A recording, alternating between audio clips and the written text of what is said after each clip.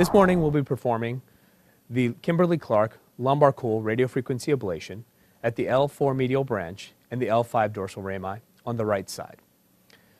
We will be using the multi-cool module that will allow for multiple lesions at one time, up to 4 lesions at once, which is certainly can be a time saver. The other element that can certainly simplify the procedure is the distal projection of the LumbarCool probe, which allows more of a perpendicular coaxial approach, which is a departure from the traditional means by which we do radiofrequency ablation.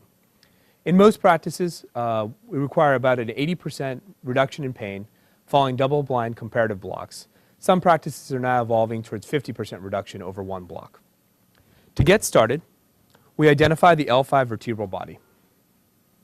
Then we tilt in this cephalad direction to approximately 28 degrees or so that we are able to line up the superior end plate of L5.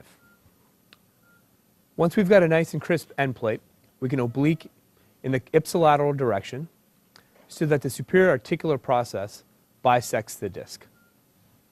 This will allow for that perpendicular coaxial approach.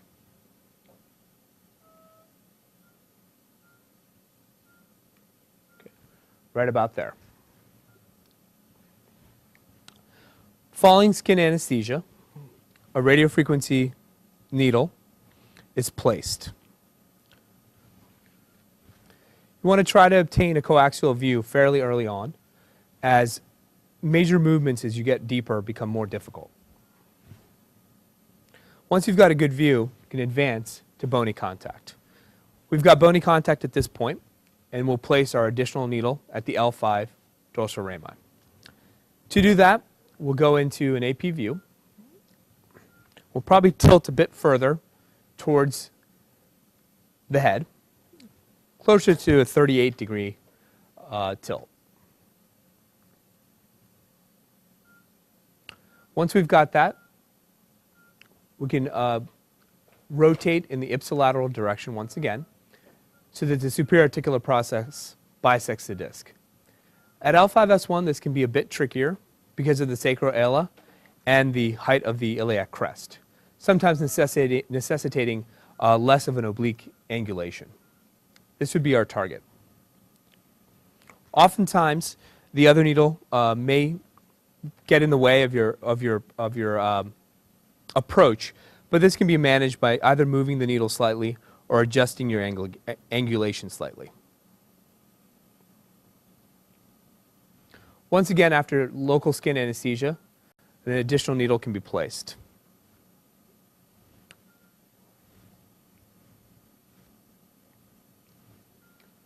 Once you've got a coaxial view, you can advance to bony contact. Okay. Once both needles have met a bony endpoint, we confirm positioning first in AP. In AP view, you want to ensure that your needle is placed at the junction of the superior articular process and the transverse process, which we can confirm here at L5S1. We then return to our previous tilt to confirm that the L4-5 needle was also placed at this junction, which we can confirm in this view. The next view would be a lateral view. This would ensure appropriate depth of the needles. Certainly, being too far ventral may jeopardize your neuroforamina.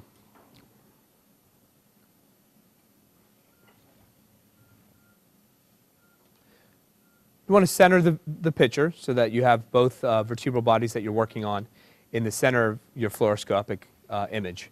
At L5S1, placement looks pretty good. At L4-5, probably advance the needle slightly ventrally, walking it forward to ensure appropriate placement. Once you're comfortable with your placement, we'd remove the stylets and inject an anesthetic mixture. The radiofrequency probes can then be placed. In probably 30 seconds to a minute after the anesthetic mixture is placed, the radiofrequency protocol can be initiated. Certainly an AP view as a final view can be considered to confirm placement once more. You just saw me perform the LumbarCool Kimberly-Clark radiofrequency ablation at L4 and L5. As you saw, the specifics of the procedure allow for it to be performed quickly, safely, and reliably. The distal projection of the probe allows for a perpendicular coaxial approach that simplifies the approach to the procedure. And the use of the LumbarCool module allows for multiple lesions, up to 4 at one time, speeding up the process considerably. Thanks for watching.